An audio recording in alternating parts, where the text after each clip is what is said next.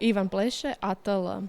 Možete li nam malo ispričati o prvom digitalnom landscape-u kojeg ste stvorili u suradnji s Hudijem?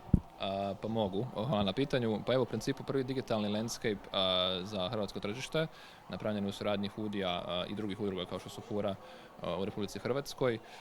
Mislim da je to zbilja super stvar, jer po prvi puta imamo jedan informativni okvir koji je čak i solidno vizualno složen, koji daje u principu informacije svim sudionicima tržišta, tko na hrvatskom tržištu posluje, u kojoj kategoriji i kako možda utječe na njihov dio poslovnog segmenta i s kim sve u principu te tvrtke surađuju i na koji način. Nama je to bila zapravo velika želja na neki način pratiti taj zapadni trend gdje se takvi landscape-i ažuriraju iz godine u godinu, a u Hrvatskoj je to već zadnjih 10 godina zapravo nepostojeće. Otkad je digitalno tržište nikad se nije napravilo.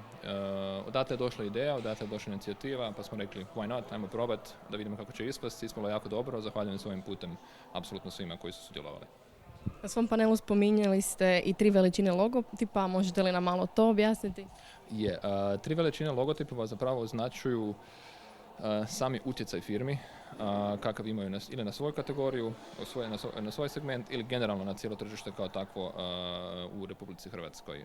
U principu treća kategorija, to je najjača kategorija, to su najveće agencije, to su najveće tehnološke platforme, to su najjači igrači koji u principu svojim poslovanjem najviše utječu na trenutno stanje tržišta i na razvoj tog tržišta, to jest na smjer u kojem se tržište kreće. Druga razina je bila u principu razina koja na neki način označava nekakav medium, to je srednji utjecaj na tržište, i ova treća razina je bila treći, to jest najmanji utjecaj na tržište. I onda smo po tome poredali u principu te logotipove da se baš vidi u principu koji su to glavni igrači, s najvećim apelom na to da su u principu glavni igrači najviše Google, koji isto tako ne igra po pravilima tržišta, ako što sam spomenuo na samom panelu, za razliku od ovih 30% firmi koje su lokalno registrirane i koje se ponašaju po lokalnim zakonima i regulativama Republike Hrvatske.